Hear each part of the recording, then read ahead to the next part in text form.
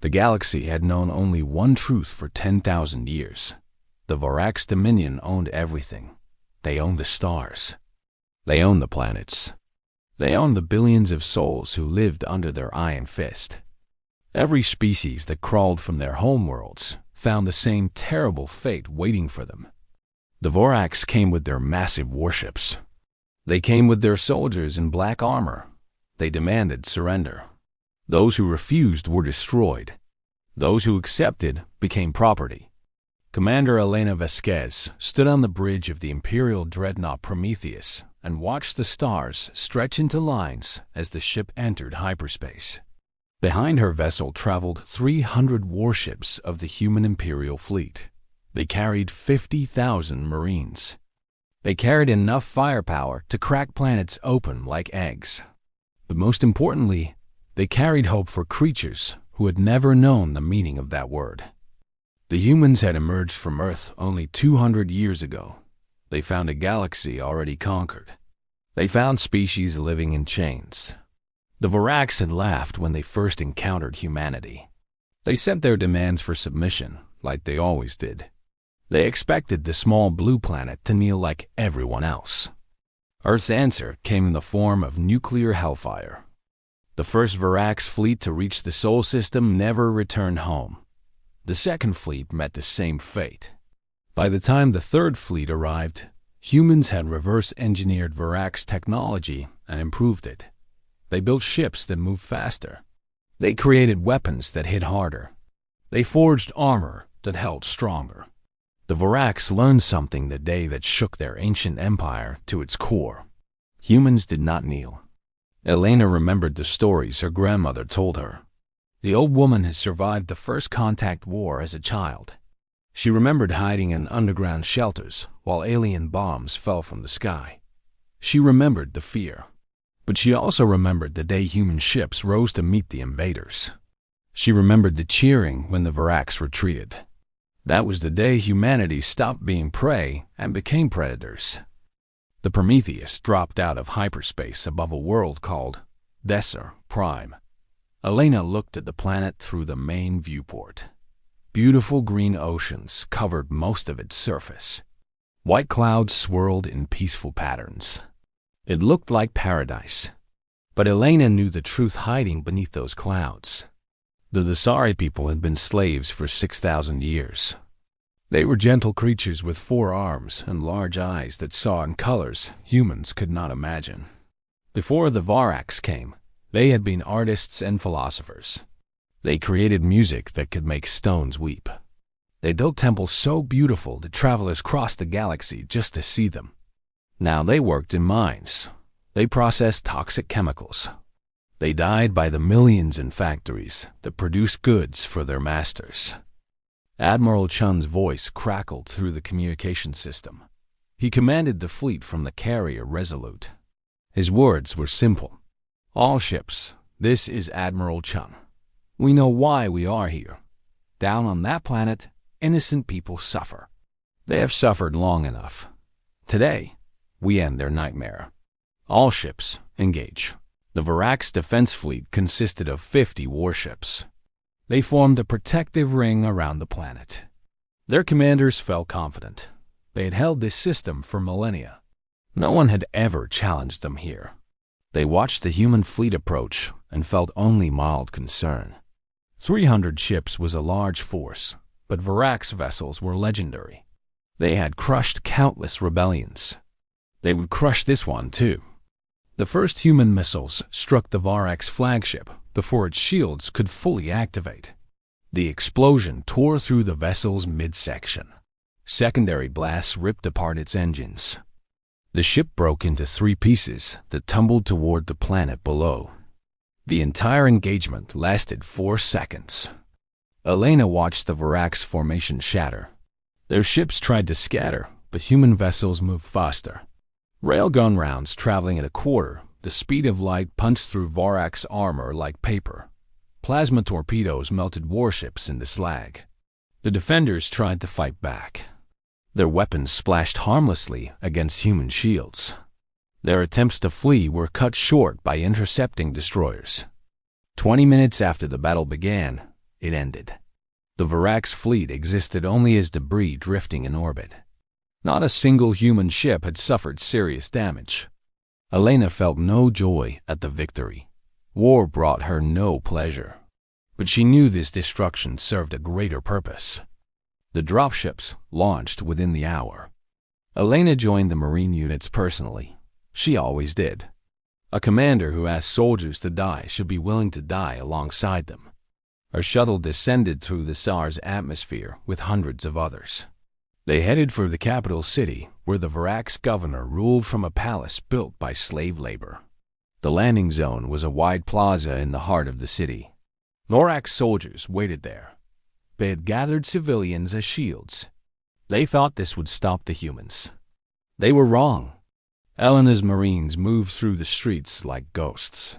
They had trained for exactly this situation. Urban combat against hostage-takers was practically an art form by now. Sniper teams eliminated Varax officers from buildings half a kilometer away. Strike teams used underground tunnels to bypass defensive positions. Drone swarms identified every enemy combatant and tracked their movements in real time. The Thessari civilians watched in confusion as their masters fell one by one. They had never seen anyone fight the Varax. They had believed for generations that their masters were invincible. Now human soldiers walked among them, offering food and water, speaking words of comfort and translation devices that made strange human sounds into something the Thessari could understand. Elena reached the governor's palace as the sun set. The building was enormous. Golden spires rose toward the orange sky. Beautiful gardens surrounded walls decorated with precious gems. All of it had been built by slaves. All of it had been paid for with suffering. The governor himself waited in the throne room. He was a massive Varax, 3 meters tall, covered in purple scales. His 4 eyes burned with hatred as Elena approached. He wore ceremonial armor that probably cost more than most Thessari would earn in 1,000 lifetimes. Guards surrounded him. They raised their weapons. "You have made a terrible mistake, human," the governor said. His voice was deep and filled with contempt. "The Dominion will not forgive this insult. Our fleets will burn your pathetic world to ash. Your species will become slaves. You will spend eternity regretting this day." Elena stopped walking. She looked at the governor with an expression that showed neither fear nor anger. "Your fleets have tried to burn our world 7 times, she said. "Each time, we sent them back in pieces. We have spent 200 years pushing you out of system after system. We have freed 47 species from your chains. We will free more. We will keep coming until every slave in this galaxy walks free." The governor laughed. It was an ugly sound. "You cannot defeat us. We have ruled these stars for 10,000 years. We have crushed every rebellion. We have destroyed every challenge. You are nothing but insects who do not know their place." Elena smiled. It was not a kind smile. "That is exactly what your kind always says. You rule through fear. You cannot imagine anyone standing against you because no one ever has. But humans are different. We do not accept tyranny. We do not bow to bullies. And we definitely do not abandon the weak to their fate." The firefight lasted less than a minute. Varax guards were strong and well-trained, but human combat armor made them nearly invincible.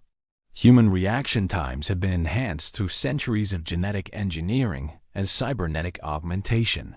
The guards fell. The governor fell. The palace fell silent. Outside, the Thessari people began to understand what had happened. Their masters were gone. The chains that had bound them for 60 centuries had been broken in a single day. Some wept. Some screamed. Some simply stood still, unable to process the reality of their freedom. Elena walked out onto the palace balcony. Below her, thousands of Thessari had gathered. They looked up at her with their beautiful large eyes. They waited for something, though they did not know what.